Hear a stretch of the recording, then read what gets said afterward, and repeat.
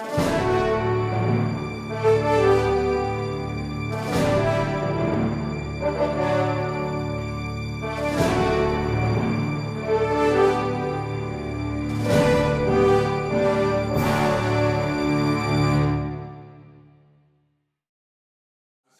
joys of my jobs is I get to travel the country and visit young people in elementary schools and middle schools and high schools around the nation. And you have some times where it gives you great hope and a great sense of inspiration. And you have other places where you feel the real challenge of what our kids are facing. And I just can't overstate, and obviously I'm preaching to the choir here, how important it is for more dads to step up and be part of their children's lives. And we have young people literally crying out, asking. Some of our toughest high school, I sit down and talk to these young men and women. They say my lives would be totally different. My father was involved in their life. And so for all of you who are helping to bring dads back into the families, all of you who are making that tangible difference, I want to thank you so much for that. I went to, as Josh said, and Josh is doing a great job leading this effort. I have a 10-year-old daughter and an 8-year-old son. My daughter had a band concert last night. And Wynn was a great time. I don't know if she's going to go play in the orchestra someday, but she loves playing the clarinet, and we've managed to survive at home this year with her practice. But I had literally 3 or 4 people come up and say, we know how busy you are. It's so nice that you're here. And on one hand, it was really nice to hear that. On the other hand, I just think we've sort of had this dumbing down of expectations. Like, this is my child. I'm supposed to be here. There's nothing more important I could be doing. And for this to be the one band concert for the year, for me to have something else that's more important, that's sort of unfathomable to me. And somehow I think for all of us, we sort of made it, given us as dads a pass somehow. It just didn't quite make sense. So it actually bothered me a little bit.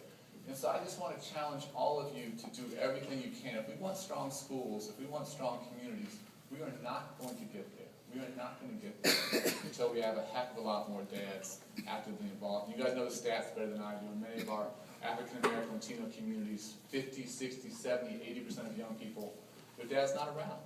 And I think that's way too much of a burden to place on all of our strong moms and grandmas. It's way too much of a burden to place on our great school teachers. Everyone's trying to do their part. We all have to be in this together. I watched a film, a very tough film called The Interrupters, which some of you may have seen. It's about the horrendous gang violence that we face back home in Chicago.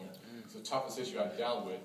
But you had these hardcore guys on there talking and just saying straight up, I know my life would be different if my father would have been in my life. It's amazing, these guys who are so tough, so street smart, been locked up, and just flat out saying, I'd be a different person if my dad was there. And so we have just, again, amazing examples, these champions here that you guys are helping provide. Redouble your efforts, challenge us to be a good partner. I'll just say personally on our side of the Department of Education, some ways I think we've been helpful, in other areas I think we've been part of the problem, quite frankly.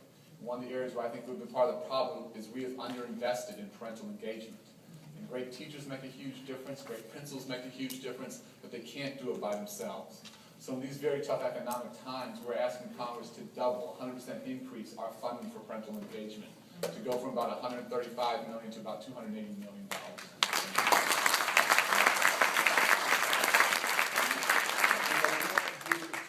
Programs that are making a difference. I don't want to create programs in Washington. That doesn't make any sense. But you show me what you're doing, not the feel-good program, not looks good on a PowerPoint presentation. You show me what your program is doing to raise student achievement, to increase graduation rates, to reduce dropout rates, and we want to take to scale what is working. Now, I've visited many of your programs. I've traveled the country, been extraordinarily impressed. My challenge is how do we take to scale? How do we take to scale what is working? And so we want to use our resources, again, not to create things here, but to just help you guys impact more kids. And if we can do this systemically, then I just have the highest of hopes, highest of expectations for our young people. But if we don't do that, and if we continue as fathers to walk away from our responsibilities, it troubles me not just for children, for communities, but for our country. The battles here are huge. The stakes are very high. But again, just thanks so much for your collective commitment. Thanks for the difference you have made. Thanks for the difference you're going to make.